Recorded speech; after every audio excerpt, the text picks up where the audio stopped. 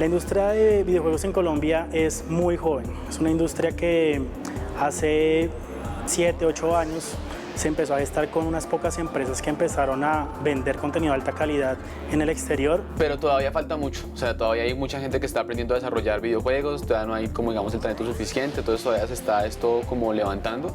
Lo que están surgiendo son muchos estudios pequeños que pues gracias a las herramientas que tenemos hoy en día pueden construir videojuegos.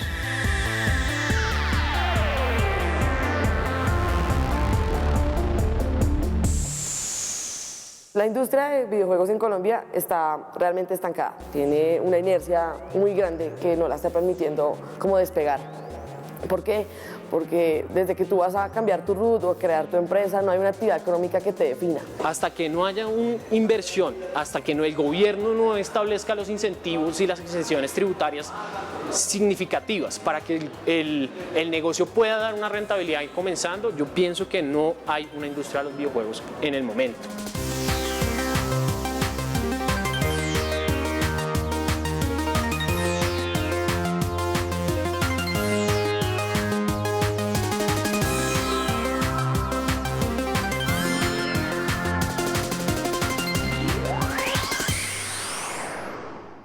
La industria de los videojuegos es una industria muy interdisciplinar, requiere muchas habilidades distintas, no sobra la gente, pero sí hay unos perfiles, al menos unos 4 que son claves, que sería la programación, que sería el diseño, el arte y el audio. Ya la escala se la da pues una persona, la inversión o la creatividad que tengan las personas en ese momento. Se necesitarían más modeladores, más programadores, en el caso que sea un desarrollo más grande. El componente principal es la pasión de los equipos que lo están haciendo, pero el presupuesto está bajo, es muy difícil encontrarlo y casi siempre se empieza con presupuesto propio. Muchos de los que ya llevan bastante tiempo en la industria se han visto frenados a la hora de conseguir inversión con ángeles inversionistas o con compañías que invierten en este tipo de productos, ya que son productos que ellos perciben como de alto riesgo.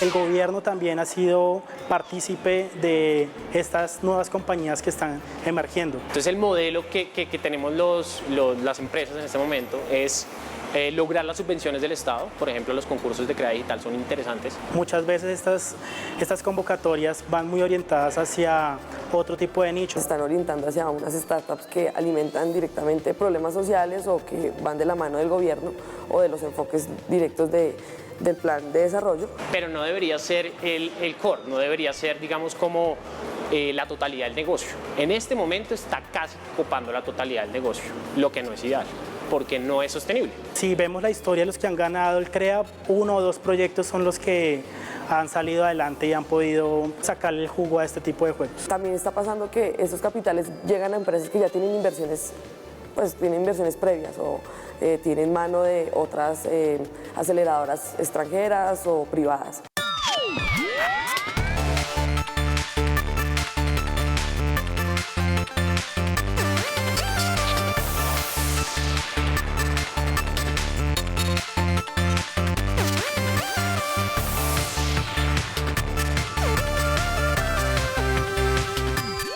Yo te diría, sí somos creadores de videojuegos, pero aún estamos en una etapa muy temprana de ese proceso de creación. De hecho, hay unas 3 o 4 compañías que han sacado sus IPs y han tenido mucho éxito en diferentes países como es Rusia, pero han sido compañías que les ha tocado buscar el apoyo de publishers o empresas que precisamente tienen un nicho específico al cual puedan ofrecer estos videojuegos. Por los juegos que yo he visto a lo largo del tiempo acá en la industria, sí hemos intentado incorporar cierta parte cultural colombiana dentro de los videojuegos. Van a ser juegos que te van a hacer reír mucho, van a ser juegos que de alguna manera creativa te demuestra, oiga, hay un problema, ¿qué podemos hacer con respecto a ese problema? Y el juego puede desarrollar algo en torno a eso. Los juegos que nosotros hemos hecho que más acogida han tenido generalmente tienen ese elemento de humor y tienen ese elemento de absurdo donde vamos al límite y más allá en la forma de contar la historia o en la forma de diseñar el personaje o en la forma de contar el chiste, tratando obviamente de hacerlo con mucho estilo y sin ser chabacanes dentro del humor, pero para nosotros esa parte del humor siempre fue fundamental y es algo que hemos identificado cuando salimos a hablar con personas en el exterior, que es un elemento diferenciador de nuestro estudio y creo yo también de la cultura colombiana. De pronto más a futuro, cuando los estudios tengan un poco más de experiencia sacando sus juegos propios, vamos a poder ya meter digamos, con mucha más claridad lo que es la cultura y las cosas propias de acá del país.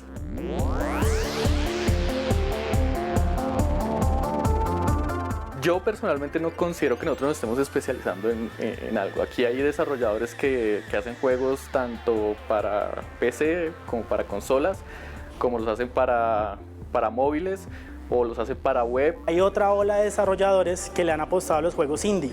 El juego indie tiene un nicho mucho más específico que un juego AAA, que un juego más comercial. Los indies y los grupos pequeños pues poco a poco han estado demostrando con los jams y con las competencias que hay mucho talento y que se puede trabajar.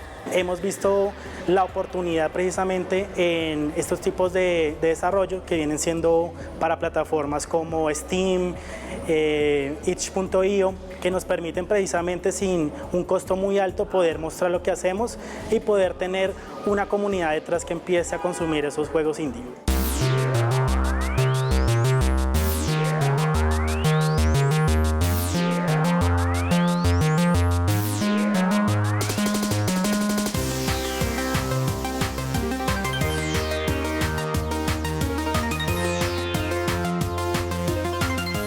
Aquí no hay mucho consumo nacional. Si tú le preguntas a un gamer o a una persona que juega videojuegos, ¿cuáles juegos conoce? Muy probablemente va a conocer los juegos que tienen pues, las grandes marcas, los grandes estudios, Assassin's Creed, Call of Duty, ¿sí? Overwatch o algo así. Por lo que he escuchado, en general en Latinoamérica casi que todo el consumo de los productos suele ser en el exterior. Este año se creó un experimento un poco pues, novedoso en ese sentido y es hacer como un torneo de juegos indies colombianos, agregándolo pues a los torneos que se hacen de FIFA y de los otros juegos grandes. Pero en Colombia siento que todavía falta muchísimo para que el jugador promedio pueda consumir nuestros juegos. Cada juego tiene su nivel de complejidad, eso depende también del documento de diseño, de la calidad de desarrollo que quieres. Sí hay una diferencia en costos. Por ejemplo, si tú vas a hacer un juego móvil, tú puedes hacer un juego casual con gráficos 2D que no necesitan mucha inversión o algo así. Mientras que de pronto tú quieres hacer un juego que tenga un poco más de appealing en 3D, entonces para PC o para consola, pues tú tienes que meterle un poquito más de recursos. Es un contenido que es mucho más costoso, que tienes que tener un equipo de producción mucho más amplio y con conocimientos mayores en todo el tema de poder calibrar también juegos para este tipo de consolas, cuyas empresas acá podría contarlos con los dedos, son 3 o 4 que están desarrollando para Nintendo, para PlayStation, Xbox.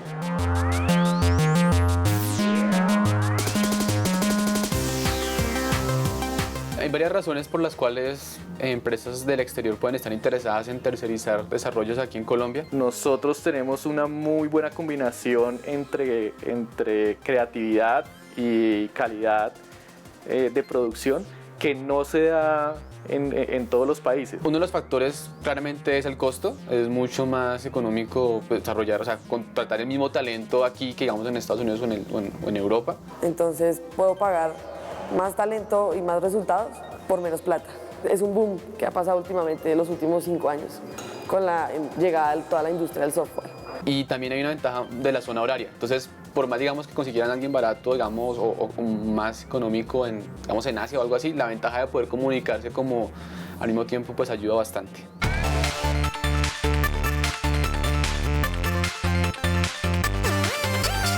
Las empresas de videojuegos sobreviven hoy en día con Work for Hire.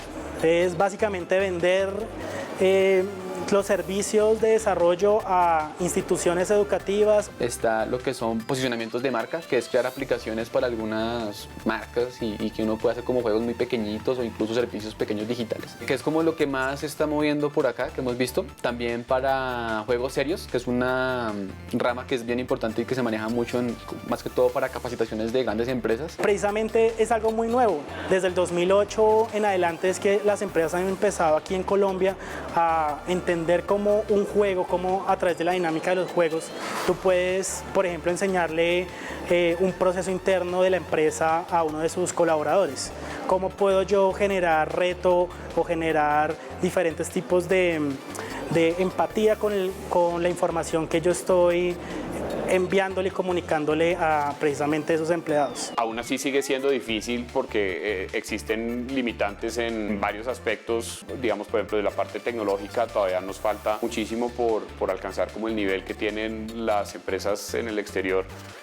Y nos faltan manos también, nos falta gente que esté dispuesta a apostarle a esto y trabajar del lado de la tecnología, sobre todo dentro del área de los videojuegos.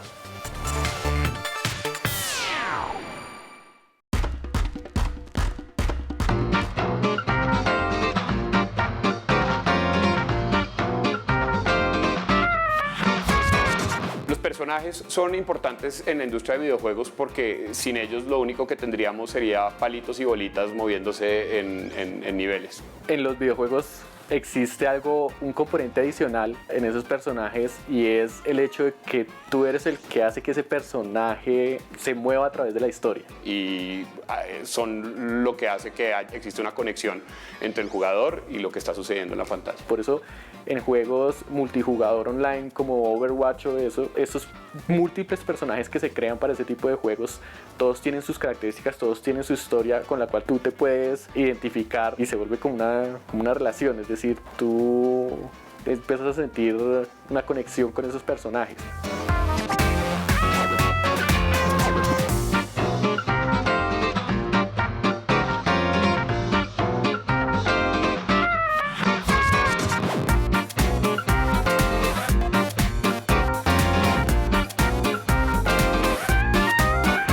Muchas personas cuando entran al mundo de los videojuegos y quieren hacer juegos, muchas veces confunden querer hacer juegos con querer contar una historia.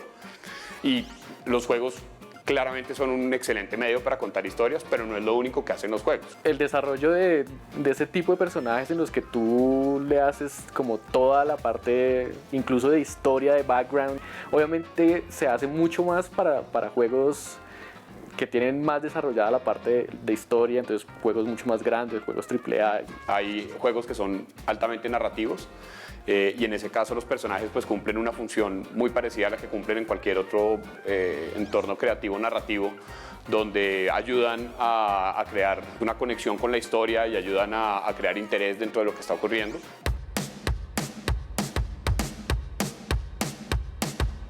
Tú puedes encontrar videojuegos en los que el personaje principal es un rectángulo y obviamente pues tú no te vas a poner a describir físicamente cómo es ese rectángulo, pero en tu narrativa, en lo que va a pasar en el juego, tú sí puedes crearle ciertas características. Cuando estamos hablando de un juego de rol, muchas veces el diseñador tiene una idea general y eso pasa a personas que están dedicadas a hacer storytelling, que literalmente es a desarrollar la historia de ese juego y a escribir la historia de ese juego muy parecido a como se escribe una novela o una película. Pero como los videojuegos pues también pueden ser supremamente simples y sencillos, tú puedes hacer lo mismo pero en versión, en escala mucho más pequeña, ¿no? Podemos tener un cubo anaranjado y es muchísimo más fácil para la persona entender que el personaje que se parece a Rambo seguramente es peligroso, difícil de matar, hace daño. Eso en la parte funcional del personaje. Entonces parte de la funcionalidad que tienen los personajes en los juegos es comunicar, pues efectivamente, cuál es el rol de ese personaje no solamente dentro de la historia del juego, sino también dentro de las mecánicas del juego.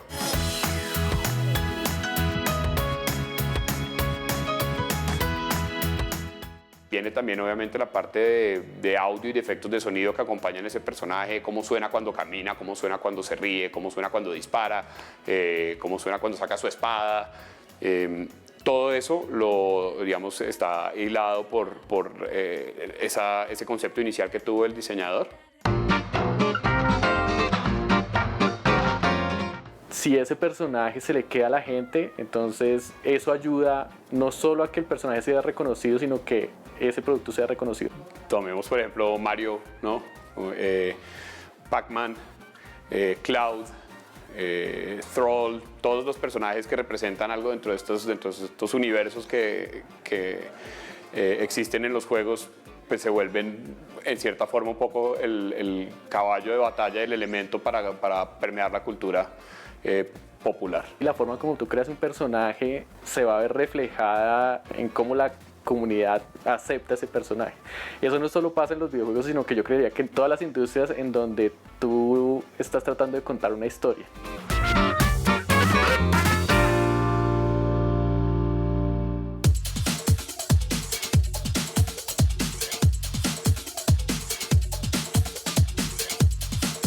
Colombia llega tarde a la adopción de la parte tecnológica, realidad virtual o realidad aumentada, y no solo eso, sino en realidad toda la parte tecnológica siempre un poco tarde.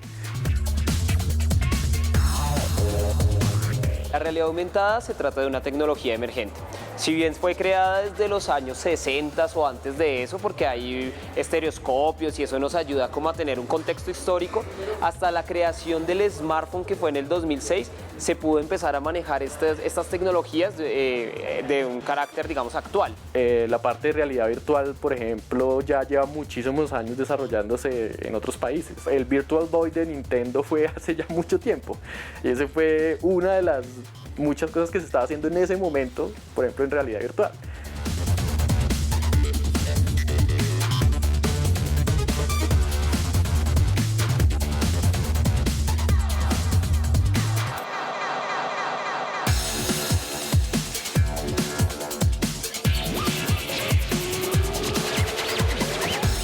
Por el nombre, la gente confunde mucho realidad virtual con realidad aumentada. Realidad aumentada, como definición, es tener contenidos en el mundo real de manera virtual en tiempo real. La realidad virtual es una tecnología que permite que las personas entren en un entorno totalmente diferente al real. Como siempre, hay empresas privadas, obviamente, primero, que se dieron cuenta del potencial, ¿sí? Esto no es nuevo, hay bastantes industrias que ya tienen una cantidad de estudios previos que ya lo vieron como un potencial y lo ejecutan desde hace muchísimos años. La industria militar, la industria del entretenimiento, la industria de entretenimiento para adultos, hay muchos de ese tipo de industrias que ya han tenido esa aplicación desde hace mucho tiempo.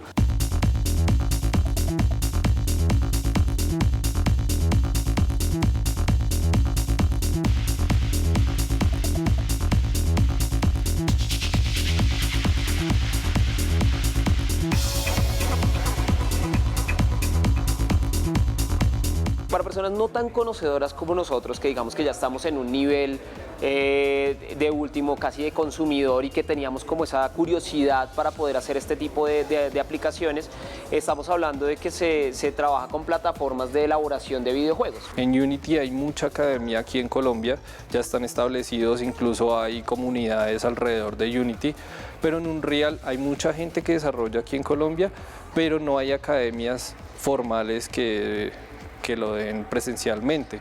Con estas plataformas es más sencillo porque tú jalas ya scripts hechos, ¿sí? Y puedes empezar a montar como una especie de Lego en donde tú generas nuevas aplicaciones. Pero si uno quisiera irse a un nivel más básico, nada, cualquier lenguaje de programación te serviría para hacerlo. Es posible que todo el mundo lo utilice, como lo sucedió con la explosión de Pokémon GO. Todo el mundo lo podía consumir porque los equipos en el momento en que salió Pokémon GO lo permitían. El hecho de que esas plataformas ya estén disponibles nos ha permitido en Colombia empezar a mostrar resultados sobre esas plataformas. Los laboratorios de la Universidad de los Andes, que están asociados a la especialización en videojuegos, ellos trabajan todos estos temas y nos permite crear contenido no solo en la parte de entretenimiento, sino en muchas otras industrias. Y eso lo está adoptando rápido Colombia. Estamos desarrollando realidad virtual por montones, en todas las ferias usted encuentra realidad virtual, pero En cuanto a desarrollos comerciales de videojuegos, estamos un poco lentos, va subiendo el índice, pero pues ahí vamos desarrollando todo con ese fin. Si bien nosotros encontramos clústeres, encontramos lugares en donde hay una caldo de cultivo, en donde puedan surgir este tipo de tecnologías, ejemplo las grandes ciudades, no sé, Medellín, Cali, Bogotá, también vemos que en donde se podría necesitar para que fuera más útil, no hay ningún esfuerzo. Digamos que entonces las personas que hemos estado trabajando en todo esto es por un gusto personal y porque lo hemos tomado como un modo de vida, es lo que vivimos y respiramos a diario.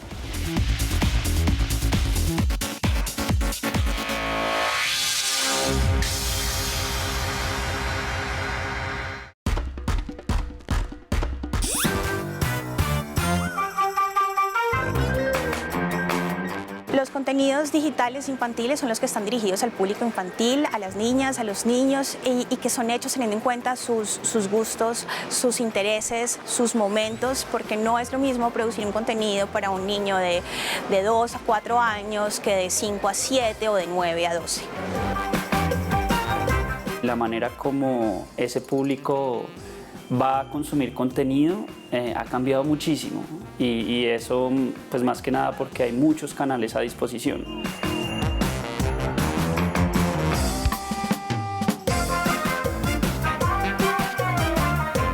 Los contenidos digitales en este contexto en que los niños prácticamente nacen con un celular en la mano se hacen vitales porque ya en últimas uno sale y ve que los papás sientan a un niño con un celular en un restaurante a comer y lo que está viendo realmente muchas veces no tiene mucho sentido. Hoy en día estamos hablando también de un público que es muy crítico, que ha crecido mucho, digamos, en los medios que tiene para consumir y a los que toca, digamos, ofrecerles de alguna manera historias que no se queden quietas, que tengan como ese mismo espíritu de curiosidad.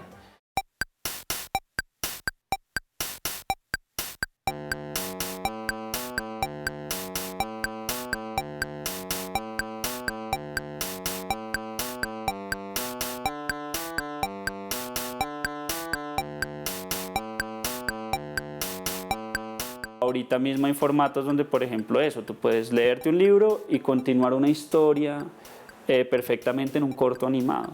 O yo te puedo hacer, digamos, una serie que te la voy dando por entregas, pero al mismo tiempo tengo un montón de material impreso que amplía todo ese universo. Entonces, aparentemente, pues el contenido no se queda quieto ahí. Lo que deberían buscar los contenidos digitales es potenciar un poco también los lenguajes expresivos de los niños, que ellos se paren, que no sea solamente sentarse a ver, que también está bueno, pero que se paren, que bailen, que de pronto les motiva a hacer un dibujo, a hacer una creación ya un poco más artística, a componer sus propias canciones, a leer en familia, a estrechar vínculos afectivos. Entonces, más allá de un contenido pasivo en una pantalla, que puede ser un computador, un televisor o un celular, es que haya una mediación frente a esos contenidos. Yo diría que hoy en día la interactividad es fundamental para el contenido infantil. Y es fundamental porque de alguna forma es entender el contexto en el que están los chicos ahorita. Y digamos que si uno no piensa en la interactividad no solo como lo que pasa al presionar un botón, sino la interactividad como esa posibilidad de permitirle al niño saltar de alguna forma como de actividad o de universo y entender las posibilidades que tiene cada universo. Si uno no genera ese tipo de interactividad, pues de alguna forma está creando contenidos muy alejados de la realidad que tienen ahorita los chicos a las manos.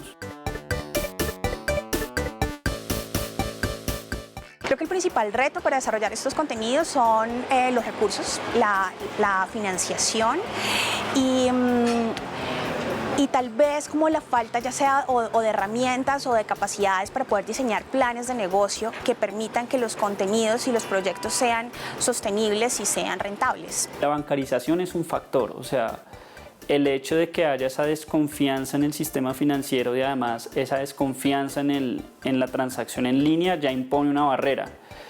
Eso sin contar, digamos, que la situación económica y el nivel de ingresos de un colombiano promedio pues hace que muchas veces los objetos culturales se conviertan casi que en artículos de lujo.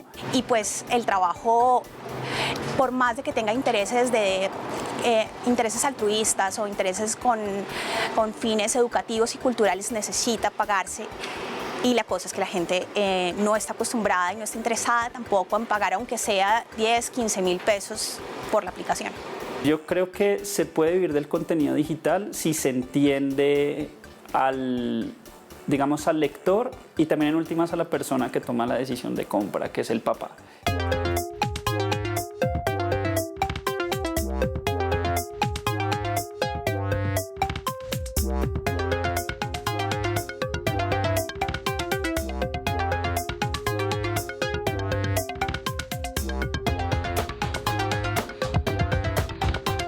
En el país tenemos fuentes de financiación que vienen desde el sector público, que vienen ya sea, por ejemplo, está la de Crea Digital, que es del Ministerio TIC, con Mincultura, está también los estímulos de Mincultura.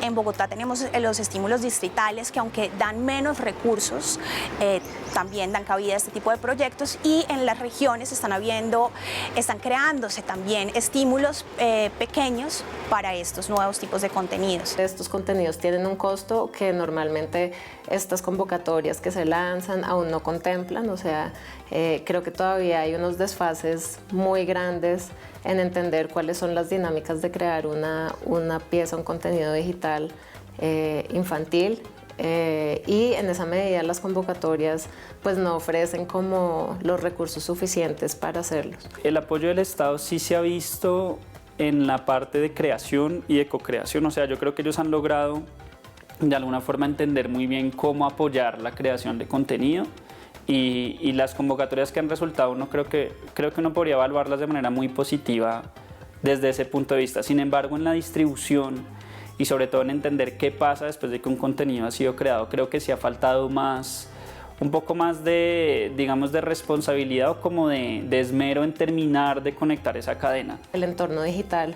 tiene pues unas dinámicas que todavía ni siquiera el sector las conoce bien, ¿no? Un poco de cómo vender los productos, de cómo concebirlos. Entonces, pues digamos que yo siento que en este momento a lo que llamamos contenidos digitales, pues es como una apuesta que está todavía como en desarrollo. Yo creo que Colombia, y principalmente con los esfuerzos que ha hecho Mincultura en los últimos años, ha dado auge a la producción y a la difusión de esos contenidos infantiles, contenidos digitales, digamos, con esa plataforma Maguaré y Maguarred. Maguaré es una plataforma que tiene más de 600 contenidos digitales. Ahí hablamos de juegos, aplicaciones, canciones, karaokes, cuentos o libros digitales. También, pues digamos, entran series hechas, digamos, como primera pantalla televisión, pero que ahora pues viven también en entornos digitales. De pronto lo digital tiene una cabida ahí, entendiendo que en Colombia todavía la cultura es algo que necesita de mucho apoyo del Estado, porque de alguna forma pues no es tan fácil adquirirlo para muchas personas.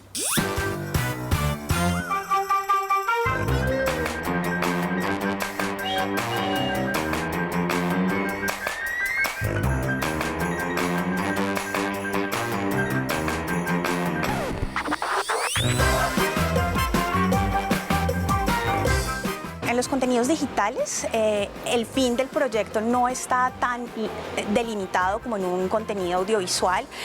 Lo digo porque hay que mantener el contenido constantemente actualizado. Cuando uno decide hacer contenidos digitales, especialmente cuando decide hacer software, tiene que entender que se metió en el negocio del software, y el negocio del software es también el negocio de las actualizaciones y digamos del soporte permanente. Porque además tiene un tema pues obviamente de compras de servidores, un tema pues de tecnología que además tiene unos costos muy elevados, ¿no? Que todavía digamos no son muy claros para quienes los están desarrollando. Entonces, sean tabletas, sean celulares, las aplicaciones necesitan siempre actualizarse para que puedan funcionar en los distintos sistemas operativos, en las distintas actualizaciones de los sistemas operativos, por lo cual requieren recursos tanto económicos como humanos para darle continuidad al proyecto y que no se convierta obsoleto con el paso de 2, 3 años. Nuestra vía para, digamos, hacerle frente a eso ha sido intentar adoptar modelos mucho más parecidos, por ejemplo, de las plataformas de streaming. Entonces, casi todos los contenidos digitales que estamos generando ahorita son contenidos que funcionan perfectamente en un navegador web, que pues un navegador lo tiene cualquier dispositivo, y si uno crea, digamos, un contenido que funciona utilizando el mismo lenguaje con el que se hacen los sitios web, ese mismo lenguaje que es HTML, en un navegador, pues puede asegurar muchísima más compatibilidad. Creo que en el país el talento, tanto desde lo técnico como lo creativo, está y está teniendo reconocimiento no solo a nivel nacional, sino internacional.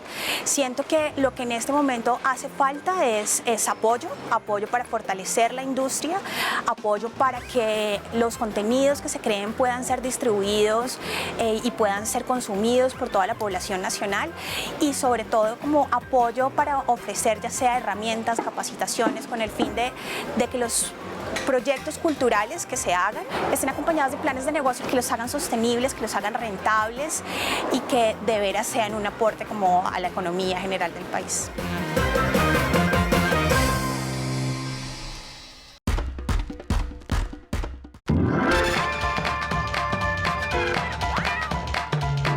Un gamer es una persona que le gusta jugar videojuegos. La industria del entretenimiento más poderosa del mundo en este momento, demostrado en cifras. Cada año hace el triple de dinero que la música y el doble que el cine. Digamos, desde la parte del desarrollo, los gamers son totalmente importantes, porque es que son nuestros usuarios finales. Y hay ejemplos en la industria clarísimos de nuevos juegos, incluso nuevos géneros de juego que vienen de jugadores que crean modificaciones sobre juegos ya existentes.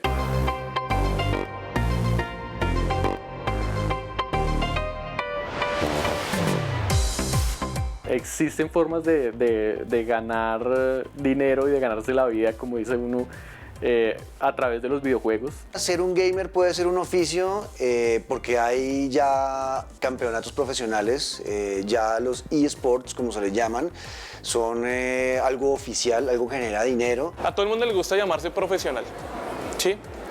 Y la gente confunde profesional con alguien que juega bien. Profesional no es la persona que está en su casa y le gana a muchas personas. Profesional es la persona que sale del país, que va a competencias, que gana torneos y que todo ese tiempo dedicado le genera cierto tipo de beneficios o de ganancias. Cuando ya una marca le dice, mire, le vamos a pagar por jugar, le vamos a pagar porque usted participe, porque usted lleve mis marcas en su uniforme. Esa es una de las formas, pero también existe ser influenciador, o ser youtuber que habla sobre videojuegos. En redes sociales se ve mucho gamer que vive más de las donaciones de las personas que lo ven que de jugar como tal. Otra manera es, por ejemplo, siendo tester de videojuegos. Los testers son jugadores, como yo, por ejemplo, que ama jugar videojuegos y lo llama una empresa, venga, ¿usted quiere trabajar con nosotros probando nuestro juego? Entonces los ponen 8 horas a jugar el mismo juego para encontrar errores, para calificar el juego, decir, no, me parece que falta esto, y estos testers le dan feedback al desarrollador para mejorar sus juegos. ¿Y cómo lo recompensan estos estudios? Los recompensan dándoles, por ejemplo, la versión del juego gratis. Ya en países como Japón, Estados Unidos, en Canadá, hay gamers que les pagan literalmente por jugar, por hacer este tipo de cosas.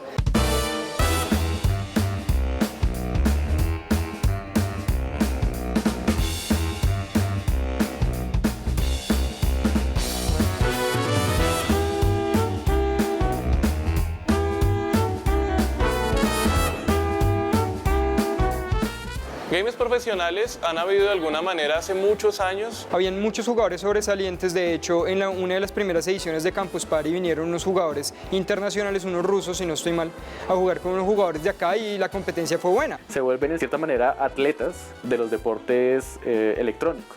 Ya hay jugadores que juegan League of Legends, por ejemplo, que es un juego muy popular, y hay jugadores colombianos que están contratados en equipos internacionales. Ya hay equipos colombianos que están empezando a formar su propia liga.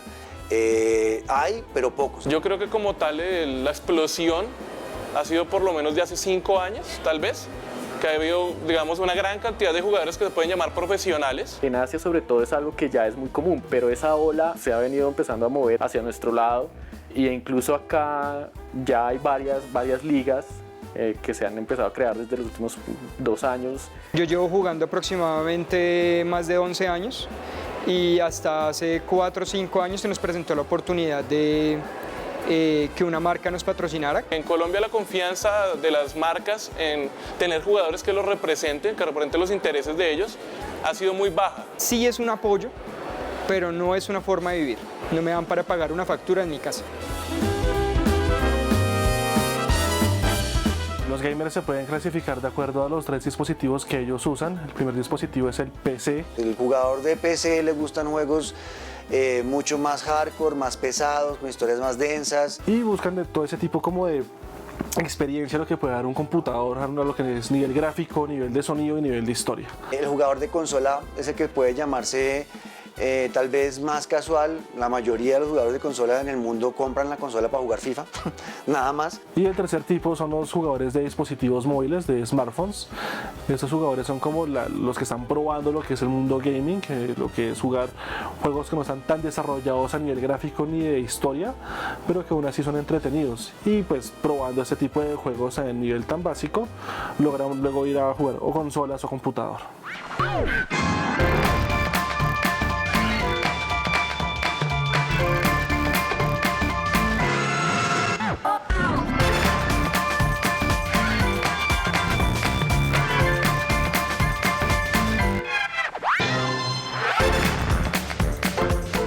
Hay muchas personas que por medios propios han intentado crear esa comunidad de gamers a través de los años, pero digamos que en los últimos años se ha vuelto un poquito más oficial. Los primeros torneos de gaming en Colombia se llevaron a cabo en el año 2004, cuando un grupo de ingenieros de la Escuela Colombiana de Ingeniería se reunieron con la iniciativa de crear un campo para ir a cambiar de conocimiento y para poder jugar torneos de área local. Esto se llamó el LANCO. Hay varias marcas que están surgiendo, están emergiendo a hacer torneos de gamers porque se acercan mucho más a los compradores potenciales. La LVP, que es la Liga de Videojuegos Profesional de España, que lleva un proceso como de expansión en la parte de Latinoamérica desde hace algún tiempo. Ya vino a Colombia, ha estado haciendo sus torneos. Hay muchas organizaciones, lo único es que toca estar como pendiente en redes sociales porque como tal aún no se tiene el boom que se debería tener, digamos en un canal o cualquier otro medio masivo de comunicación.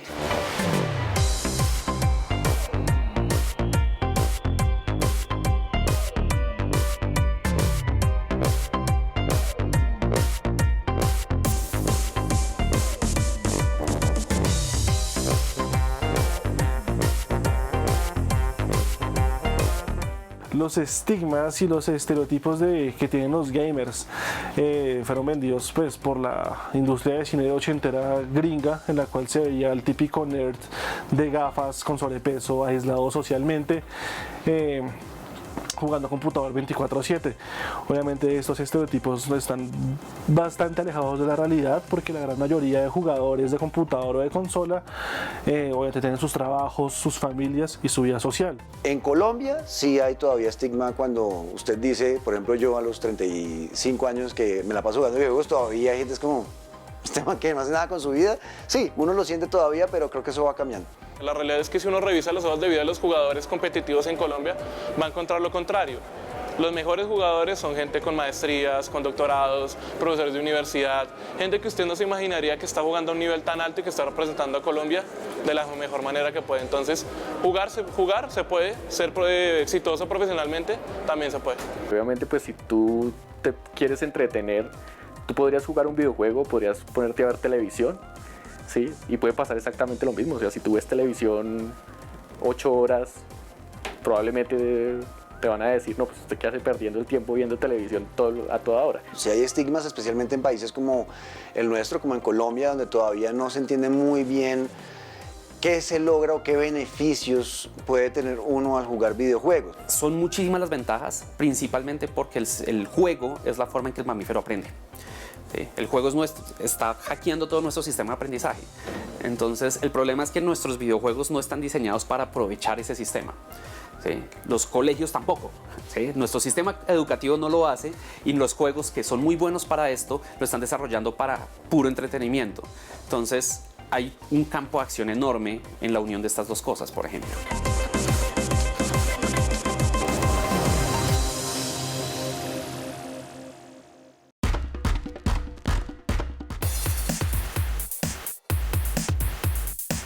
Como gamer creo que hay adicción a los videojuegos, pero no porque el videojuego te haga adicto. Los videojuegos son más un síntoma de que hay algún problema que realmente sea la causa de un problema. Simplemente terminan en los videojuegos porque es algo que les gusta, les apasiona, pero también podría ser lo mismo encerrarse en un casino a jugar.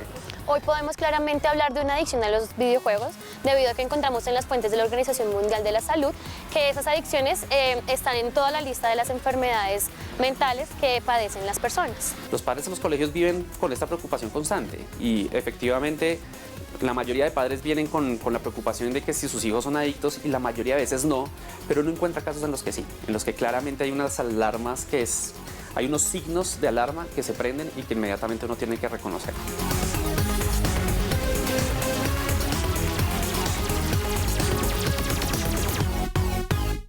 Hoy en día hablar de adicción en los videojuegos es complejo. Digamos que hay mucho tema que cortar porque la gente suele tener una percepción, la gente del común tiene una percepción de la adicción distinta a la que se da en términos médicos. Definiéndolo básicamente como una adicción, podemos hablar de una incapacidad para controlar un impulso de ejecutar o hacer una acción que me genere gratificación o placer. Cuando hay un comportamiento muy recurrente, la gente inmediatamente empieza a tener miedo a que haya procesos adictivos. Y lo cierto es que la adicción tiene que ver con temas tanto psicológicos como fisiológicos muy complejos, que generalmente implican procesos de ansiedad, de abstinencia, y muchas veces cuando se habla de adicción a cierto tipo de cosas, por ejemplo el chocolate es altamente adictivo, ¿sí? Uno siempre piensa en adicción cuando habla de alcohol, cuando habla de cigarrillos, pero por ejemplo el consumo de grasa con azúcar genera procesos que pueden llegar a ser adictivos. Debido a que las adicciones a los videojuegos son muy parecidas a las adicciones a las sustancias psicoactivas, se cuenta en Colombia con un tratamiento para adicciones a sustancias. No obstante, no se cuenta con el tratamiento especializado que responde a las necesidades de los jóvenes y adultos que padecen de adicción a los videojuegos.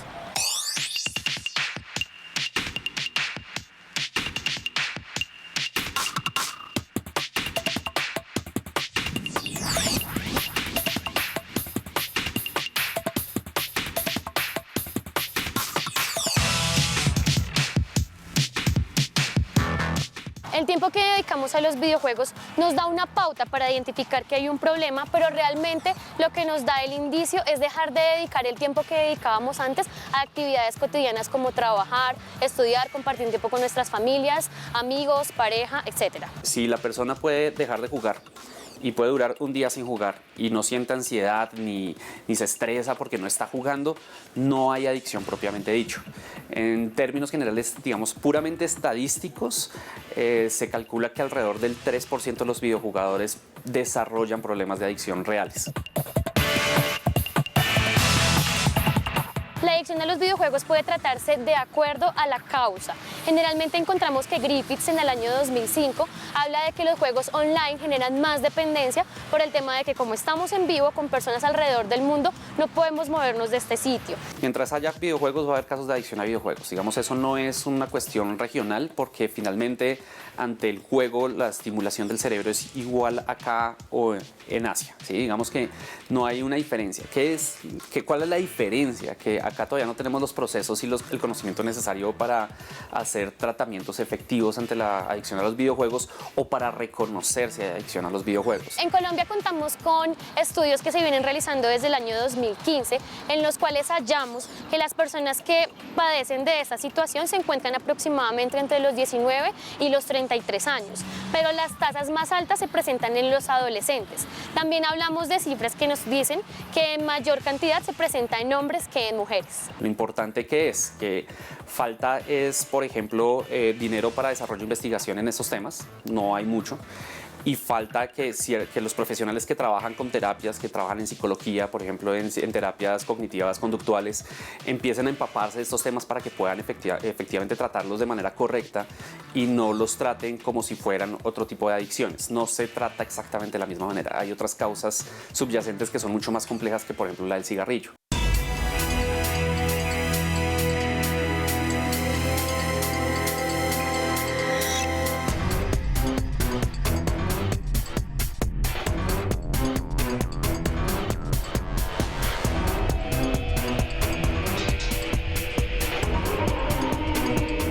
El tema de dispositivos móviles y videojuegos, de adicción a dispositivos móviles y videojuegos está correlacionado, y muchos estudios de hecho lo que han hecho es tratar de investigar el efecto que tiene la adicción a los videojuegos en términos de consolas y en términos de dispositivos móviles, y se ve que efectivamente el efecto es diferente. Cuando hablamos de las causas de la adicción a los videojuegos tenemos causas intrínsecas y extrínsecas. Las causas intrínsecas me hablan de todo lo que depende de mí. Estoy ganando un puntaje, tengo mi propio récord y lo voy superando, o estoy jugando con más personas a las que estoy superando. Entonces hablamos del tema de la competencia.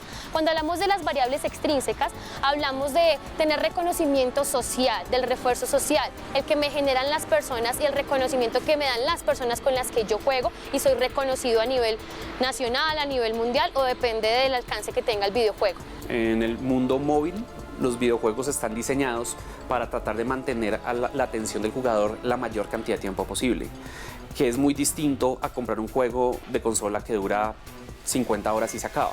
Ese juego de 50 horas lo mantiene uno muy enganchado, pero se termina y yo salgo del juego. En cambio, los juegos móviles utilizan muchos mecanismos de casino. Entonces tú entras y el juego te dice tienes una recompensa, y esa recompensa es una caja que tú abres y es una recompensa aleatoria, y esa recompensa aleatoria después de estar jugando empieza a botarte siempre lo mismo y no te sirve. Entonces necesitas jugar más para conseguir lo que necesitas.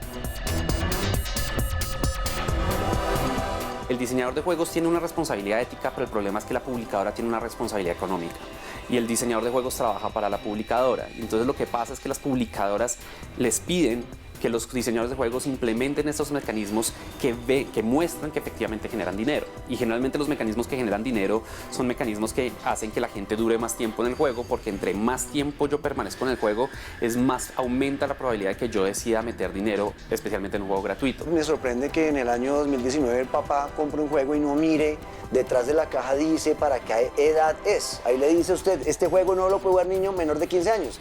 Y uno ve el niño de 10 años jugando un juego para mayores de 18. O sea, y es porque los papás no acompañan realmente a sus hijos. O sea, hay que hacer el acompañamiento para que sea realmente productivo. Muchos diseñadores de juegos que diseñan para estos mundos virtuales o sociales o de juegos gratuitos tienden a no dejar a sus hijos jugar, por ejemplo, porque conocen tan bien lo que hacen estos juegos para manejar estos sistemas de adicción, que prefieren que sus hijos no jueguen. Sé que hay empresas grandes que ellos tienen regulado dentro de su hardware este sistema. Por ejemplo, Xbox tiene una notificación que le avisa a usted que ha pasado más de 4 horas. Y usted está jugando y empieza a aparecerle una notificación diciéndole, venga, pare, desconéctese y vuelva mañana. Las personas que se encuentran entre los 19 y 33 años no fueron diagnosticadas de manera más temprana, dado que el foco de investigación se está dando relativamente hace 10 años. De esta manera podemos decir que sí se pudieron haber evidenciado problemas, pero realmente no fueron diagnosticados porque el foco de la investigación estaba guiado en otros lugares. Las estrategias que uno tiene que hacer para que la gente evite caer en estos procesos adictivos tienen que ver con la metodología de educación, la metodología pedagógica que el colegio y el padre utiliza con los niños, especialmente cuando están digamos, entre la preadolescencia y la adolescencia. Debemos también tener en cuenta de que los videojuegos no son malos ni son nocivos para la salud mental. Hay un juego que es muy famoso que se llama Assassin's Creed. Conozco casos de niños que no les gustaba mucho el tema de la historia en el colegio, y este juego cuenta mucha historia real de la humanidad, y terminan metidos en el tema de la historia y apasionándose por la historia por este videojuego. Lo que ocurre es que cuando dedicamos el tiempo inadecuado o el contenido que tienen los videojuegos es inadecuado, ya es difícil de controlar. La estrategia más importante para que los niños no entren en procesos adictivos es regularlos, pero no solo regularlos, sino enseñarles a regularse a sí mismos.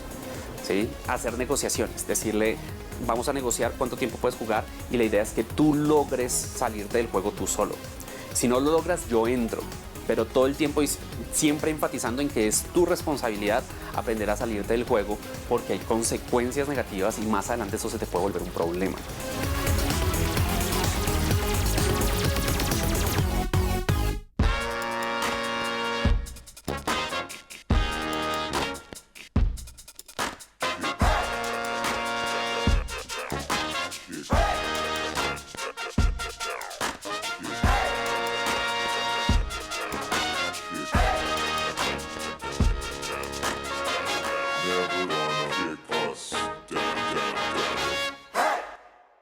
Este programa fue financiado a través de los recursos del Fondo para el Desarrollo de la Televisión y los Contenidos de la Autoridad Nacional de Televisión.